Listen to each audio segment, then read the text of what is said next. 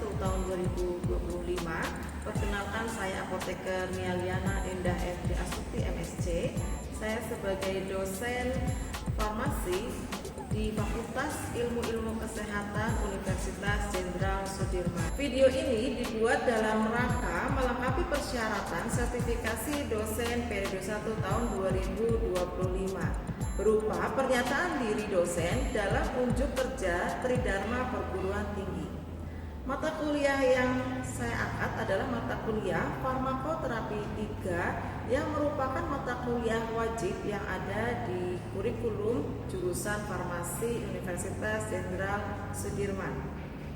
Mata kuliah Farmakoterapi 3 merupakan mata kuliah wajib dengan 2 SKS perkuliahan dan 1 SKS praktikum. Mata kuliah ini membicarakan tentang konsep anatomi, fisiologi, patofisiologi, beserta pemilihan dan evaluasi terapi pada penyakit autoimun, neurologi, kanker, psikiatri, dan infeksi. Tujuan dari pembelajaran farmakoterapi 3 ini dimaksudkan agar kelak para calon apoteker dapat melakukan pelayanan terkait swamedikasi dan juga pelayanan resep yang ada di rumah sakit maupun stakeholder lainnya yang berkaitan dengan ilmu farmasi, khususnya adalah farmakoterapi, di mana farmakoterapi mempelajari tentang konsep anatomi, fisiologi, patofisiologi, serta pemilihan dan evaluasi terapi pada penyakit. Yang akan dibahas pada mata kuliah ini adalah terkait infeksi. Capaian pembelajaran pada mata kuliah farmakoterapi 3 ini yaitu yang pertama, para mahasiswa mampu menguasai teori, metode, aplikasi ilmu dan teknologi di bidang farmasi dan biomedik serta konsep farmakoterapi, pharmaceutical care, farmasi praktis, prinsip pharmaceutical calculation, epidemiologi, dan juga pengobatan berbasis bukti dan farmakoekonomi. Kemampuan umum pada mata kuliah ini yaitu mampu mengambil keputusan secara tepat dalam konteks penyelesaian masalah di bidang farmasi berdasarkan hasil analisis informasi dan data. Kemampuan khusus yang dimaksud pada mata kuliah ini adalah mampu mengidentifikasi dan menyelesaikan masalah terkait obat berdasarkan pendekatan berbasis bukti untuk mengoptimalkan keberhasilan terapi. CPMK pembelajaran pada mata kuliah ini yang pertama, mahasiswa mampu menjelaskan konsep anatomi, fisiologi, patofisiologi beserta pemilihan dan evaluasi terapi pada penyakit infeksi. CPMK kedua yaitu mahasiswa mampu menjelaskan konsep anatomi, fisiologi, patofisiologi beserta pemilihan dan evaluasi terapi pada penyakit syaraf. CPMK yang ketiga, mahasiswa mampu menjelaskan konsep anatomi, fisiologi, patofisiologi beserta pemilihan dan evaluasi terapi pada penyakit gangguan kejiwaan atau psikiatri.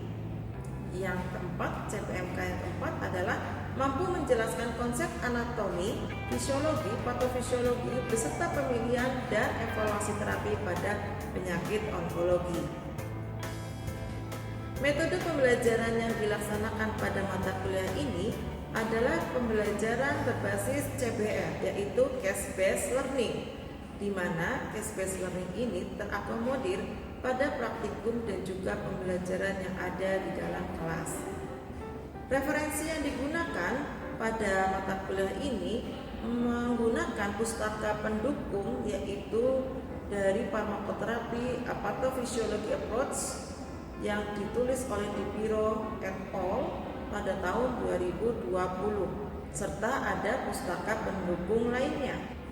Metode asesmen pembelajaran pada mata kuliah farmakoterapi 3 ini menggunakan sistem monitoring dan evaluasi mahasiswa berupa case based learning yang mana bobotnya adalah 35% dan juga ada kuis sebesar 5%, praktikum 30%, UTS 15%, UAS atau ujian akhir semester itu adalah 15%, sehingga totalnya adalah 100%. Berikut adalah video pembelajaran dengan berbasis kasus atau case-based learning, di mana mahasiswa akan berlatih menggunakan ilmu farmakoterapi dalam mengaplikasikan kasus pada materi tuberkulosis.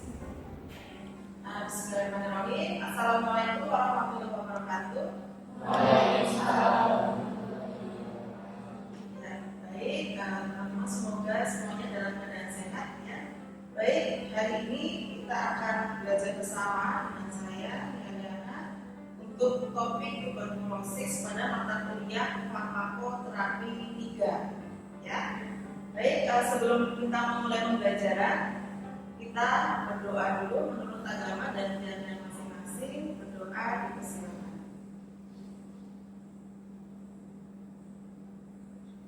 Ya, selesai.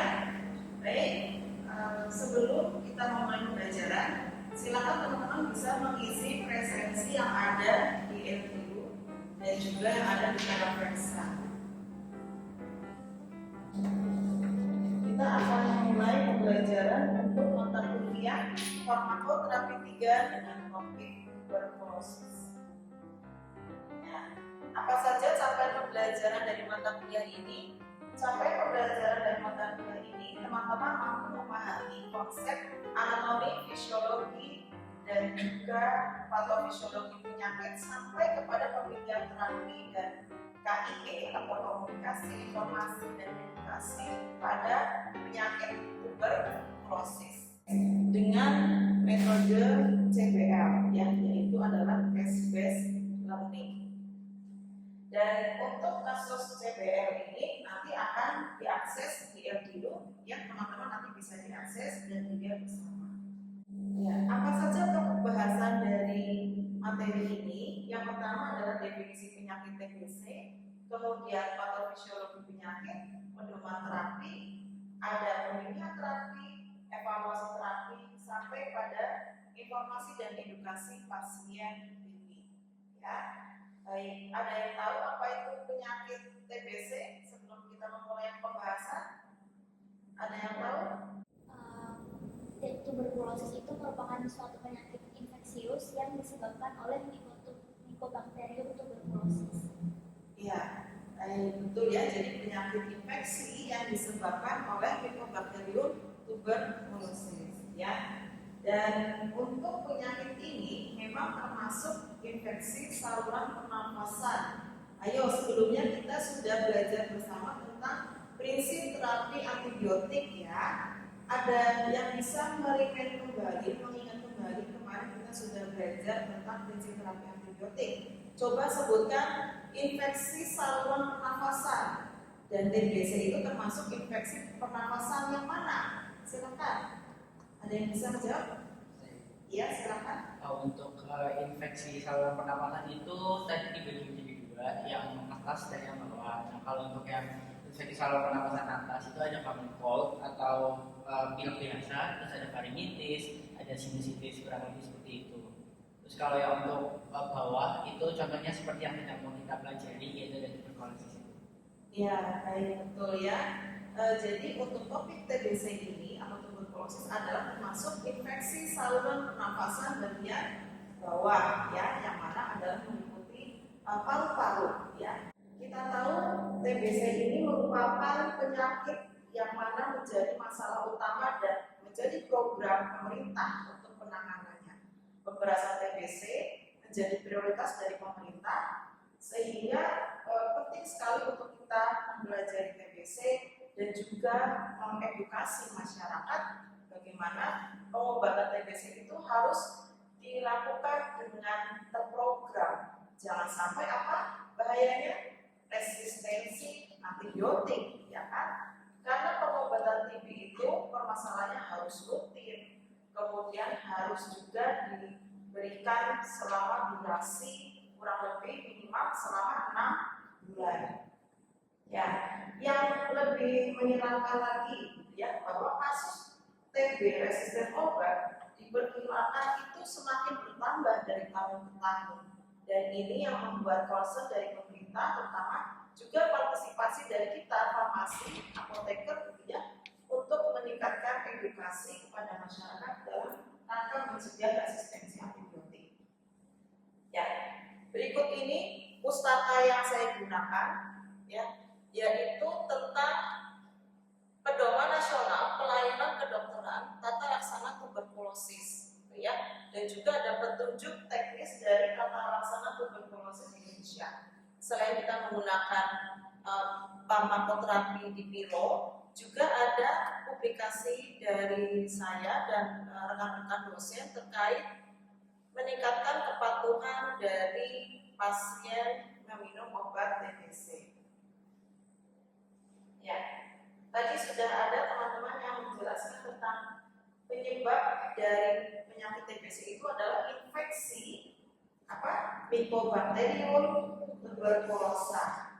Yang ada yang tahu gejala klinis pasien TB apa? Saya Ya, silakan. ada batuk, misalnya lebih dari 2 minggu, kemudian batuknya itu berdahak dan bisa juga bercampur dengan darah. Kemudian ada nyeri dada juga, sesak nafas.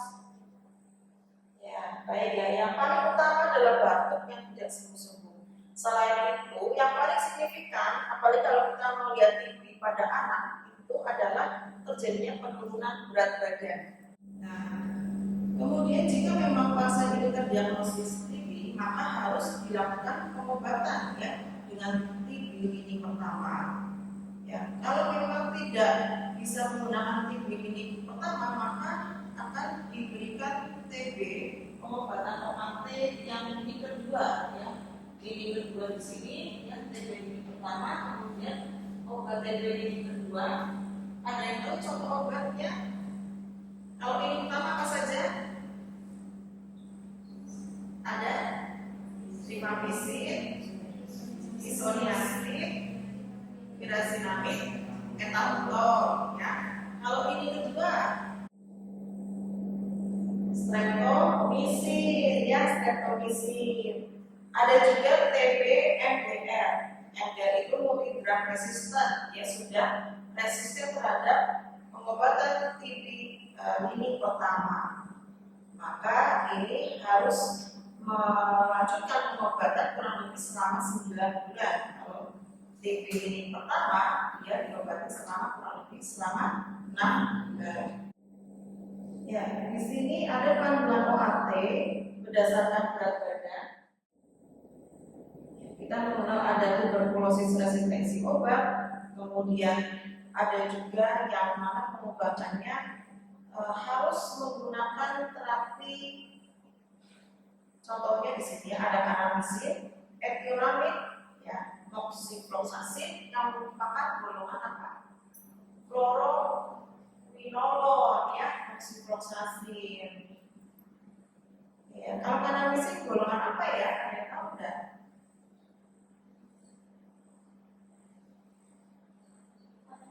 Iya betul, aminoglikosida ya.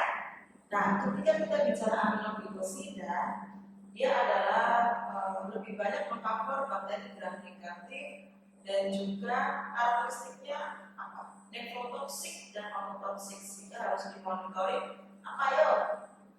Fungsi ginjal, betul ya, karena sifatnya adalah nefrotoksik. Selanjutnya di sini ada TBC untuk resistensi obat.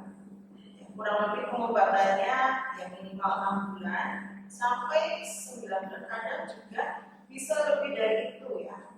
Bisa pemberiannya bisa sampai 12 bulan tergantung dari severity kasusnya. Ya. Nah, kita langsung pada kondisi khusus. Apa yang harus menjadi perhatian di sini? Pada pasien hamil tidak boleh diberikan streptomycin maupun amikacin ya, karena bersifat ototoksik. Ototoksik apa ya? Merusak pendengaran. Ya, kemudian juga dapat menembus plasenta dan di sini sangat berbahaya bagi janin. Nah, kemudian apa yang menjadi perhatian lagi? Penggunaan kontrasepsi. Nah, ini seringkali keluar ujian di apoteker ya. Penggunaan kontrasepsi ini, rifampicin dapat menurunkan efikasi dari kontrasepsi hormonal. Kontrasepsi hormonal contohnya apa ya? pil AB ya, AB. Nah, kemudian ketika ada pasien dengan kondisi hepatitis, ya kita harus evaluasi dengan menunda penggunaan ethambutol dan sentomisin, ya. Dan juga ada yang sifatnya hepatotoksik, ya, menghindari zat pirazinamid, ya. Pirazinamid itu harus dihindari pada pasien dengan gangguan fungsi hepat, ya, karena sifatnya apa? Hepatotoksik, ya. Ya, selanjutnya pasien dengan gagal ginjal tentu kita harus menghindari yang golongannya aminoglikosida, ya, tadi seperti kanamisin, ya, streptomisin itu harus dihindari. Nah, pada pasien diabetes mellitus, rifampicin dapat menurunkan efektivitas dari sulfonylurea. Apalagi pasien diabetes bisa memperberat retinopati diabetes. Ya, ketika kita bicara efek samping obat, apa yang harus diperhatikan? Yang harus diperhatikan adalah kurang lebihnya gangguan penglihatan itu dihentikan karena ethambutol memang ya. Yang paling sering itu adalah ruang kulit dan juga pusing vertigo. Kalau dilihat dari macam-macam di sini OAT, yang paling banyak itu adalah terkait ruang kulit, ya, bisa disebabkan oleh isoniazid, rifampicin, pirazinamid. Ya, pada dasarnya ketika pasien masih bisa menahan efek samping obat yang dirasakan, itu silakan masih dilanjutkan. Tapi kalau tidak bisa dan sangat mengganggu, maka sebaiknya konsultasikan ke dokter untuk mengganti terapi ke lini berikutnya kan, atau memberikan terapi untuk mengatasi efek samping obat yang dirasakan. Contohnya apa? Misalnya ada mual, ya, kita bisa berikan vitamin B6, piridoksin untuk mengatasi rasa mual, atau juga bisa kita support dengan minum jahe, ya, karena jahe bisa mengatasi rasa mual, ganggu, dan kita selain farmakologis kita juga harus mensupport untuk pemberian terapi non farmakologis. Yang paling kelihatan juga adanya di sini disebabkan isoniazid. Di sini bisa diberikan terapi aspirin atau NSAID. Contohnya apa? NSAID, ibuprofen, terus meloxicam, asam mefenamic, ya. Ya. Apa yang harus dimonitori dari efek samping ini? Diceklah tentu, ya, fungsi ginjal, fungsi liver, hepar, ya, apakah ada hepatotoksik atau nefrotoksik, kemudian ya kurang lebihnya itu neuropati perifer seperti IMH itu mungkin juga bisa terjadi. RAS, semua obat bisa menyebabkan ruang kulit, ya. Dan ini tergantung pasien, ada yang muncul, ada juga yang tidak muncul, jadi sangat tergantung. Itu harus kita monitoring, ya. Komunikasikan potensi efek samping obat yang bisa terjadi, informasikan pentingnya kepatuhan minum obat sampai tuntas, dan yang terakhir adalah edukasi cara pencegahan penularan TB, yang etika batuk, ya, kemudian menggunakan APD masker, dan pencegahan resistensi antibiotik. Ya, ini materi dari saya untuk mengantar kita melanjutkan diskusi case method atau CPR, ya, berbasis kasus. Kasus sudah saya bagikan di LDU. Silakan kita bisa membagi kelompok, kurang lebihnya ada 4 kelompok, dan mendiskusikan kasus yang sudah saya bagikan. Ya, silakan. Baik, tadi teman-teman sudah berdiskusi dengan metode CPR, case learning, gitu, ya. Sekarang kita akan berdiskusi tentang apa yang sudah teman-teman diskusikan secara berkelompok. Ya, coba ada yang bisa menyampaikan paparan kasus yang sudah dipelajari? Ada yang bisa? Ya, silakan. Begitu, terima kasih kesempatannya. Saya Najwa dengan divisi sebelum proses berubah. Kita kasusnya adalah seorang pria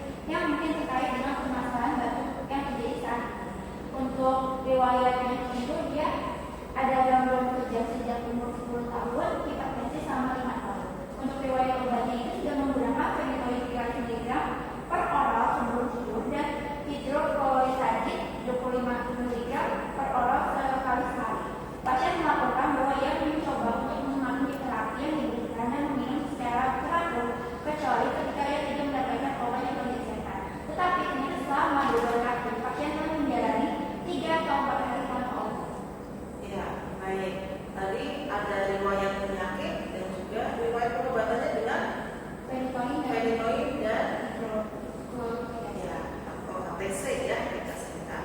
Baik, berikutnya tentang asesmen dari kasus yang sudah dibacakan. Silakan sebutkan nama dan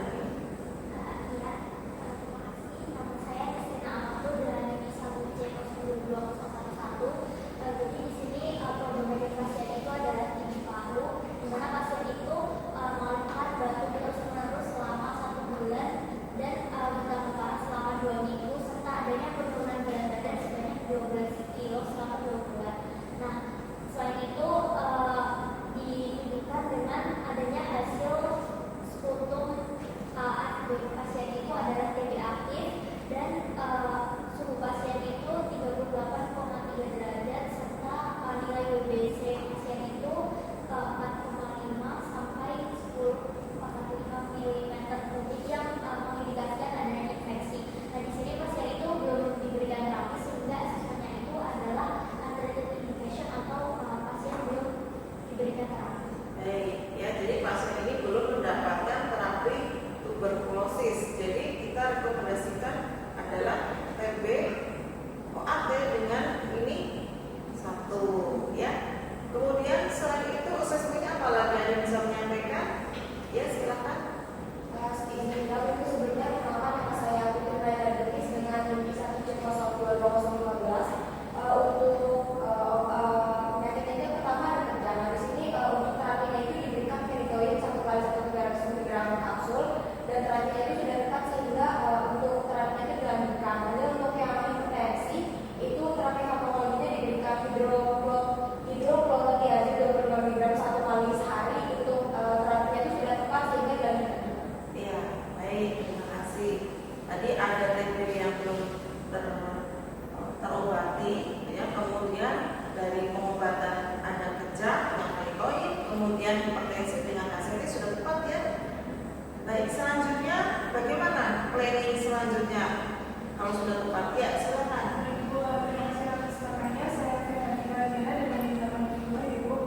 Jadi karena tadi kan pada TB itu belum diberikan terapi yang jadi rekomendasi dari kami itu diberikan terapi berupa RHCP itu adalah BKDP yang diberikan selama 6 bulan itu.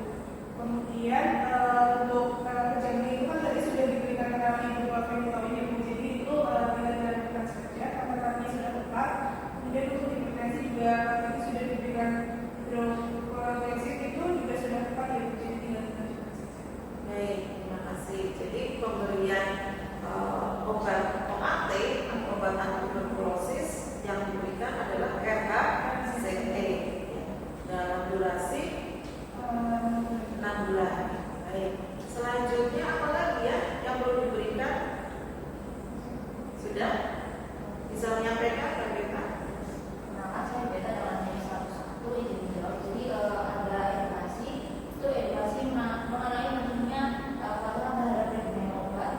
Kemudian ada monitoring terhadap pengobatan tersebut karena ada obat disit yang memungkinkan itu dia disebutnya ujung merah. Ya, baik, terima kasih. Ada lagi yang belum? Sudah.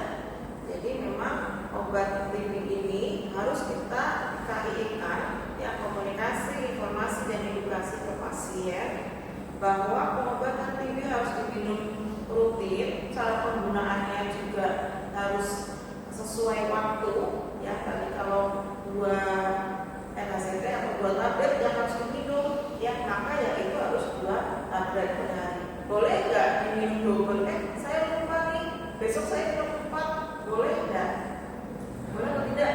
Tidak boleh ya, tidak boleh mendobelkan terapi pengobatan.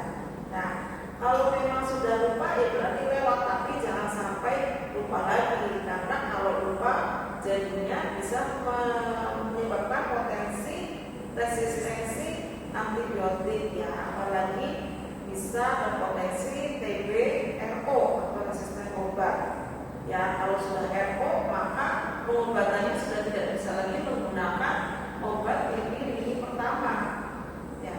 Baik, ada yang bisa menyimpulkan apa yang sudah kita pelajari hari ini? Coba Mas Adisti. Ya.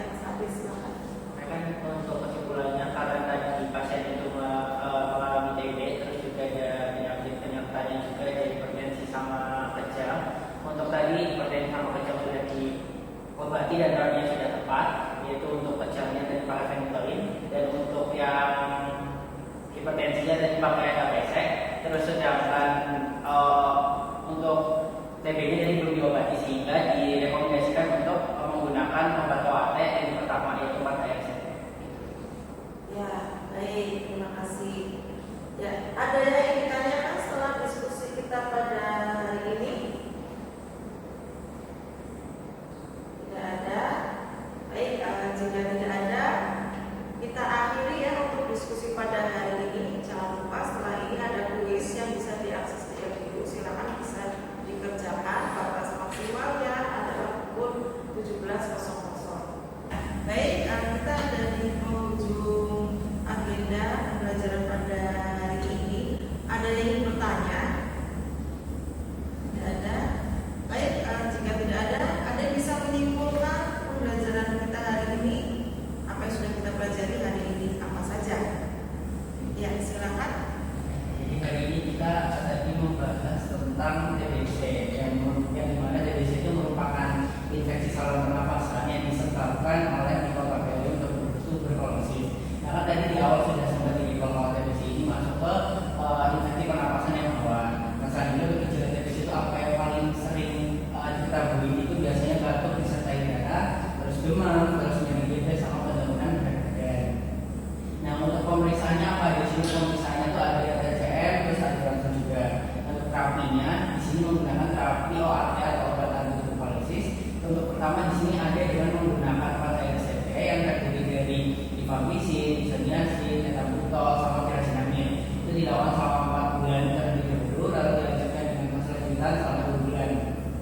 Selanjutnya untuk karya kita sebagai apoteker itu apa? Karya kita sebagai apoteker itu dengan mengkomunikasikan pada efek obat yang terjadi, terus informasi pentingnya pada minum obat sampai tuntas, lalu mengedukasi cara pencegahan penularan TB dan pencegahan resistensi antibiotik.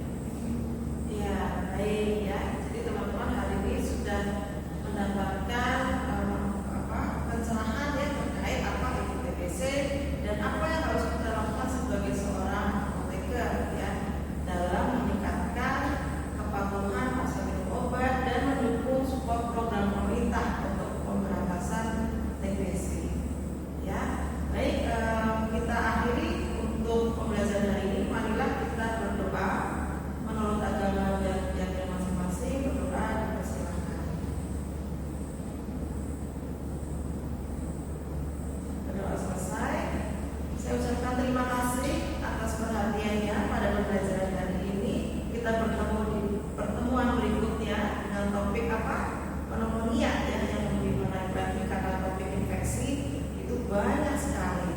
Saya akhiri pertemuan hari ini. Akhir kata, wassalamualaikum warahmatullahi wabarakatuh. Terima kasih.